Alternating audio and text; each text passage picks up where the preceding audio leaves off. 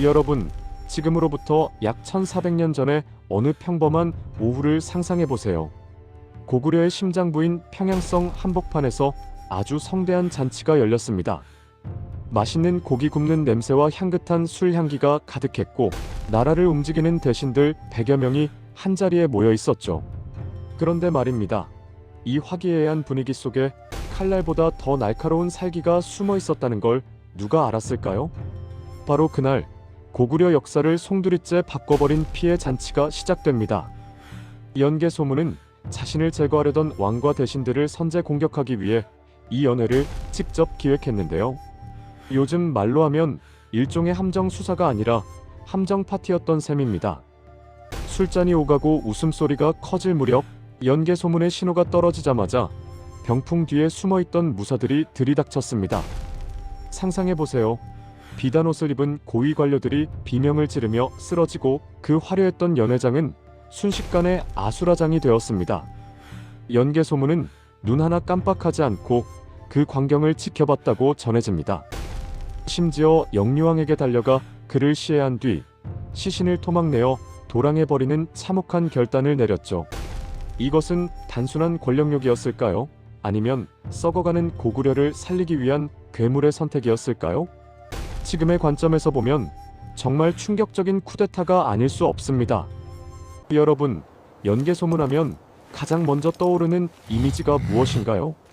아마도 등 뒤에 5자루의 칼을 꽂고 다니는 독특한 모습일 겁니다. 요즘으로 치면 경호원 수십 명을 대동하고 다니면서도 본인 스스로가 최강의 병기임을 과시하는 슈퍼 리치이자 절대 권력자의 모습이죠. 왜 하필 5자루였을까요?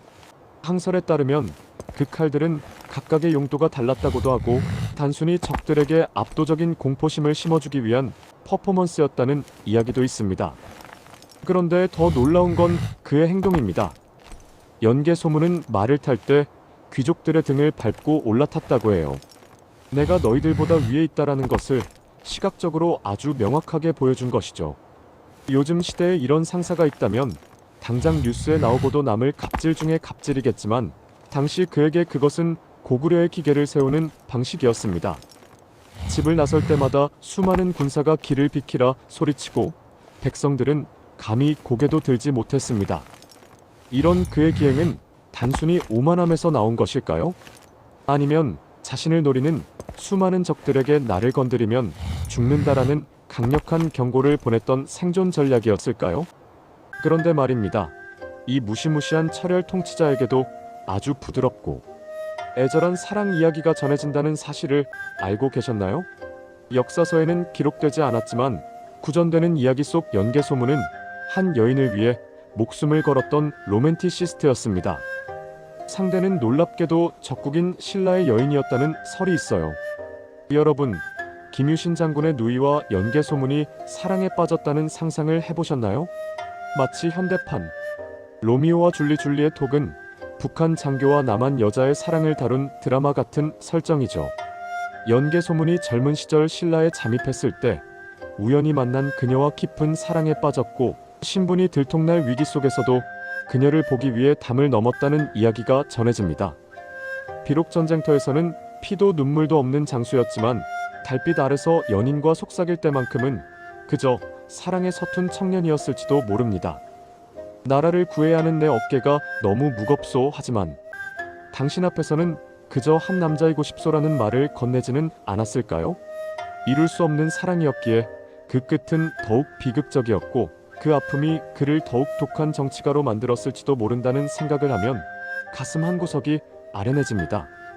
자, 이제 국제정세로 눈을 돌려볼까요? 당시 중국의 주인은 그 유명한 당 태종 이세민이었습니다. 그는 중국 역사상 최고의 성군으로 칭송받던 인물이었죠. 그런 그가 평생 유일하게 정복하지 못하고 콤플렉스를 느꼈던 대상이 바로 우리 연개 소문입니다. 요즘으로 비유하면 글로벌 대기업의 회장이 중소기업 사장 한 명을 못 이겨서 쩔쩔매는 형국이랄까요? 연개 소문은 당나라의 사신들을 토굴에 가둬버리는 등 아주 거침없는 태도로 일관했습니다. 이세민이 당장 사과하지 않으면 대군을 이끌고 가겠다라고 협박해도 연개 소문은 비웃으며 올 테면 와라. 고구려는 너희의 무덤이 될 것이다라고 맞받아쳤죠. 이것은 단순한 배짱이 아니었습니다. 철저한 계산과 고구려의 군사력에 대한 자신감이 있었기에 가능한 일이었죠. 실제로 수십만 당나라 대군이 몰려왔을 때 연개 소문은 전장을 지휘하며 이세민의 눈에 화살을 맞췄다는 전설적인 승리를 거두기도 합니다. 세계 최강 대국을 상대로 한 번도 기죽지 않았던 그 당당함, 오늘날 우리에게 필요한 자부심이 아닐까 싶네요. 잠시 안내 말씀드릴게요. 이 흥미진진한 고구려의 비사, 재미있게 듣고 계신가요? 구독과 좋아요 한 번씩만 꾹 눌러주시면 더 놀라운 역사 이야기로 보답하겠습니다. 감사합니다. 세계를 호령하던 그에게도 아픈 손가락이 있었습니다. 바로 그의 아들들이었죠. 연개 소문은 죽기 직전 세 아들을 불러 모아놓고 아주 간곡하게 부탁했습니다. 너희들은 절대 싸우지 마라. 물고기가 물을 떠나면 살 수 없듯이 너희가 서로 갈라지면 고구려는 끝이다. 라고 말이죠. 하지만 여러분, 권력이라는 게 참 무섭습니다. 아버지가 눈을 감자마자 첫째 남생과 둘째 남건, 셋째 남사는 서로 칼부림을 시작했습니다. 요즘으로 치면 재벌가 형제들이 유산 싸움을 하느라 회사를 통째로 경쟁사에 넘겨버린 꼴입니다. 결국 첫째 남생은 당나라에 항복해버리고 고구려의 기밀을 모두 넘겨주는 최악의 배신을 저지릅니다. 무소불위의 권력을 휘둘렀던 연개 소문이었지만 정작 자신의 가정 교육은 실패했던 셈입니다. 그가 저승에서 이 광경을 지켜봤다면 얼마나 가슴을 치며 후회했을까요? 내가 세상을 가졌으나 자식들의 마음은 얻지 못했구나 라며 눈물을 흘렸을지도 모를 일입니다. 이제 그의 뿌리에 대해 이야기해 볼까요? 연개 소문의 성씨인 연은 못년자를 씁니다. 그래서일까요? 그에겐 신비로운 탄생 설화가 따라다닙니다. 그의 어머니가 연못가에서 빨래를 하다가 용의 기운을 받아 아이를 가졌다는 이야기가 전해지죠. 요즘으로 치면 금수저를 넘어선 신수저라고 할 수 있겠네요. 사실 그의 가문은 고구려 대대로 막강한 권력을 누려온 망리지 집안이었습니다. 태어날 때부터 고구려의 핵심 엘리트로 자란 것이죠. 하지만 그는 안주하지 않았습니다. 어린 시절부터 무예를 닦고 병법을 익히며 자신만의 시대를 준비했습니다. 기록에 따르면 그는 키가 크고 외모가 수려하며 풍채가 당당했다고 해요. 백성들 사이에서는 그가 나타나면 주변이 환해진다는 말이 돌 정도였으니 요즘으로 치면 아이돌 못지않은 팬덤을 거느린 정치가였을지도 모릅니다. 하지만 그 빛나는 외모 뒤에 숨겨진 차가운 야망을 알아본 사람은 많지 않았습니다. 여러분은 연개 소문을 어떻게 평가하시나요? 사실 역사는 이 남자를 두고 아주 극명하게 갈린 평가를 내놓습니다. 한쪽에서는 나라를 지키기 위해 외세에 맞선 위대한 영웅이라고 부르고, 다른 쪽에서는 왕을 죽이고 권력을 찬탈한 잔인한 독재자라고 비난하죠. 현대 사회로 가져와 볼까요? 국가 비상사태에서 강력한 카리스마로 경제를 살린 지도자와 민주주의를 파괴한 권력자 사이의 논쟁과도 비슷합니다. 확실한 건 그가 없었다면 고구려는 훨씬 더 일찍 당나라의 손에 넘어갔을지도 모른다는 사실입니다. 그는 고구려라는 거대한 함선의 마지막 항해사였습니다. 비록 그 방식이 거칠고 잔혹했을지언정 고구려인의 자존심만큼은 끝까지 지켜냈던 인물이죠. 내가 죽어서라도 고구려의 흙이 되어 침략자들을 막아내겠다던 그의 외침이 왠지 가슴 깊이 와닿지 않으신가요? 놀랍게도 연개 소문은 거친 무장인 동시에 풍류를 아는 예술가였다는 전설이 있습니다. 밤마다 혼자 검은 고를 타며 자신의 외로움을 달랬다는 이야기가 전해지거든요. 상상해보세요.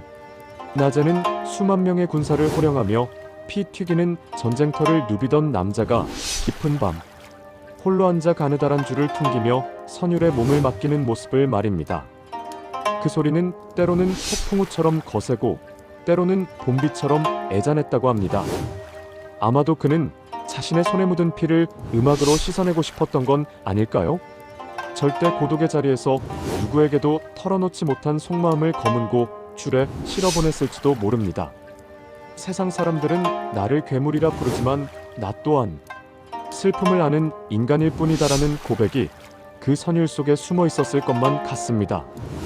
연개 소문은 건강관리에 아주 철저했다고 합니다. 전쟁터를 누벼야 했기에 늘 최상의 컨디션을 유지해야 했죠. 그는 술을 즐겼지만 결코 취할 정도로 마시지 않았고 육류보다는 산에서 나는 나물과 강인한 체력을 기를 수 있는 보양식을 즐겨 먹었다고 전해집니다. 요즘으로 치면 엄격한 식단 관리와 퍼스널 트레이닝을 병행하는 자기계발의 화신이었던 셈이죠. 그가 오랫동안 권자를 지킬 수 있었던 비결도 바로 이런 흐트러짐 없는 생활 습관에서 나왔을 겁니다. 적들이 독사를 시도할까봐 늘 자신이 직접 기른 식재료만 고집했다는 이야기도 있는데, 이는 그가 얼마나 철저하게 자신을 보호하며 살았는지를 보여주는 단면이기도 합니다. 연개 소문에게는 든든한 조력자가 있었습니다. 바로 여동생 연수영입니다. 그녀 또한 전설적인 인물로 고구려 수군을 이끌며 당나라 해군을 격파했다는 설화가 있죠. 오빠는 대륙에서, 동생은 바다에서 당나라를 압박하는 모습, 정말 대단하지 않나요? 연개 소문은 여동생을 단순한 가족이 아니라 가장 신뢰하는 정치적 파트너로 대우했습니다. 여성을 천시하던 시대상을 고려하면 아주 파격적인 모습이죠. 요즘으로 치면 남매가 함께 대기업을 경영하며 시너지를 내는 모습과 비슷합니다. 두 사람은 자주 만나 전략을 논의했고, 연개 소문은 동생의 조언을 귀담아 들었다고 합니다. 이 강인한 남매가 지키던 시절의 고구려는 그야말로 동북아시아의 난공불락 요새였습니다. 그는 무력만 앞세운 것이 아니었습니다. 당시 백제, 신라, 외, 그리고 유목 민족들까지 아우르는 고도의 외교 전략을 펼쳤죠. 신라를 고립시키기 위해 백제와 손을 잡고 당나라의 뒤를 치기 위해 돌궐과 동맹을 맺는 등 요즘에 다자간 외교를 훌륭히 수행했습니다. 그는 영원한 적도 영원한 친구도 없다는 냉혹한 국제정치의 원리를 정확히 꿰뚫고 있었습니다. 때로는 뇌물을 보내 적의 마음을 사고, 때로는 강력한 무력 시위로 기선을 제압하는 그의 수완은 현대의 외교관들도 배워야 할 대목입니다. 만약 그가 지금 태어났다면 아마도 세계 무대를 누비는 최고의 전략가나 협상 전문가가 되었을 게 분명합니다. 당시 평범한 고구려 백성들에게 연개 소문은 어떤 존재였을까요? 시장 상인들은 그가 지나가면 숨을 죽였지만 국경을 지키는 병사들에게 그는 살아있는 신과 같았습니다. 그가 전쟁터에 나타나면 사기가 하늘을 찔렀고 병사들은 망리지께서 우리와 함께 하신다 라고 외치며 목숨을 걸고 싸웠습니다. 연개 소문은 병사들의 이름을 하나하나 기억해주고 부상당한 이들의 손을 잡아주는 의외의 따뜻함도 보여줬다고 해요. 엄격한 상사지만 네 사람에게는 확실한 보상을 해주는 친데레 같은 매력이 있었던 것이죠. 백성들 사이에서도 그가 있기에 당나라 놈들이 감히 우리를 넘보지 못한다라는 믿음이 강하게 퍼져 있었습니다. 연개 소문은 종교를 다루는 솜씨도 남달랐습니다. 당시 고구려의 주류였던 불교 세력을 견제하기 위해 당나라로부터 도교를 들여왔죠. 이는 단순히 신앙의 문제가 아니라 기존 귀족 세력의 기반인 불교를 약화시키고 자신의 권력을 공고히 하려는 고도의 정치적 계산이었습니다. 요즘으로 치면 새로운 문화를 유행시켜 구세대의 영향력을 줄이는 문화공정과 비슷하달까요? 그는 직접 도사들을 초청해 강의를 듣고 도교 사원을 짓는 등 열성적인 모습을 보였습니다. 하지만 속으로는 신선이 되는 것보다 고구려를 지키는 것이 먼저다라고 생각했을 현실주의자였습니다. 결국 연개 소문이 세상을 떠나고 얼마 지나지 않아 고구려의 깃발은 내려가고 말았습니다. 그의 죽음과 동시에 고구려의 기운도 다했다는 평가가 많죠.